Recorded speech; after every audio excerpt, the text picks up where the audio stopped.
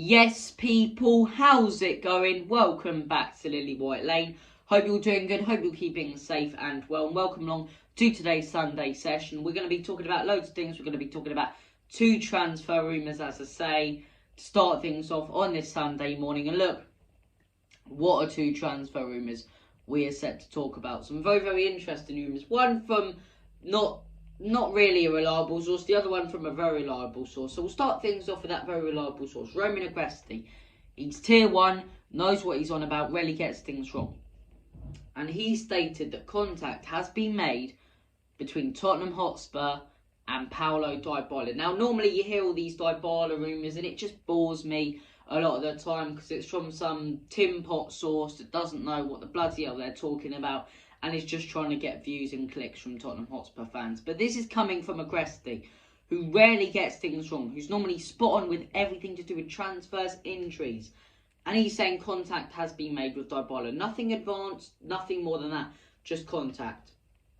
Could you imagine, I know we've talked about it in past teams, but how well would Dybala fit into this team? Kane, Son and Dybala. Or if Son gets injured, Kulusevski, Kane and Dybala.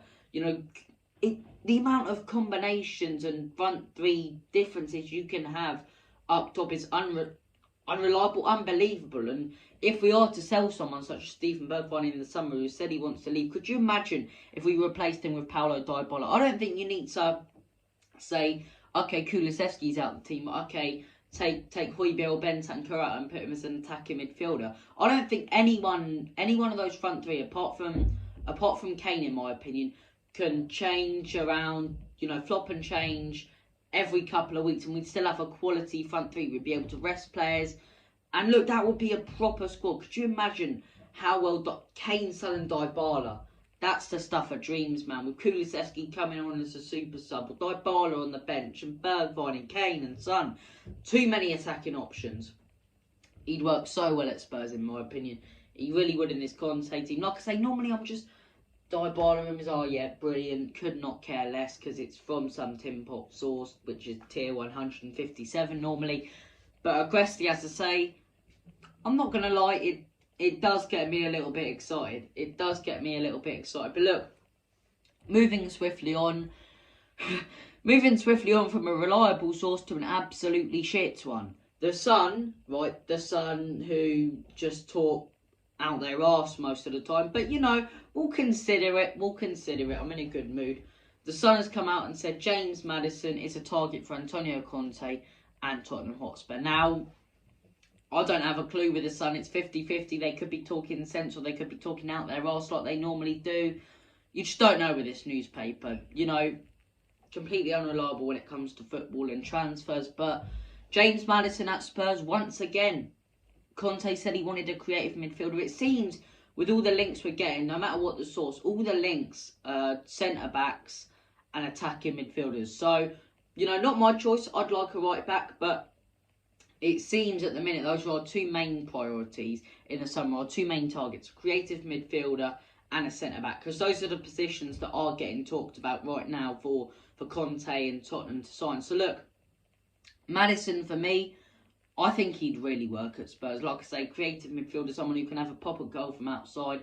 It's the one thing we're sort of lacking right now. And could you imagine how much more fluidity we'd have in passing? I know we have it now, but how it'd just be liquid football, wouldn't it? It'd be like Manchester City. And I'm not gonna lie, like I say, these rumours do get me very, very excited. They give me a funny feeling in my tummy, if I'm being honest. So look, let's just hope one of them bloody comes true, especially that Dybala one. It'd be bloody scenes if it did. But look, there you go. 2 transfer rumours to start us off on Sunday. Something else I wanted to talk about on this morning or this afternoon when you're seeing this video. I wanted to talk to you guys about. I wanted to talk to you guys about Woolwich. I wanted to talk to you guys about Arsenal because we mentioned it.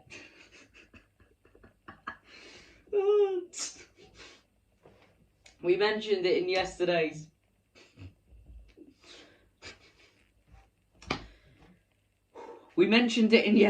post-match interview. What am I, the bloody manager? We mentioned it in yesterday. Sorry, it's just too funny. We mentioned it in yesterday's post-match reaction. Arsenal losing to Brighton. I was waiting for this video to rip into you Woolwich scum. All your stupid false positivity. You made a song about top four. Mikel Arteta's going to get us top four. Have some standards about you, man. You beat Wolves and it's like you won the Champions League. You beat Villa 1-0 and you're celebrating it like, and Arsenal, they've got top four. The job wasn't done at all. And once again, you stupid Woolwich scum, as soon as the pressure comes on you, what happens? What happens when you get a little bit of pressure? Oh, that's what happens. That, my friends, is how the cookie crumbles, Arsenal fans. As soon as the pressure comes, you bottle it. All of this about Spurs bottling it. We just beat Aston Villa 4-0. We just beat Newcastle 5-1. We just beat West Ham 3-1.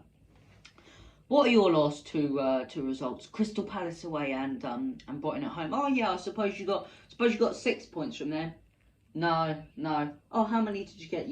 4 points? No. 3 points? No. Didn't get a point from Crystal Palace away.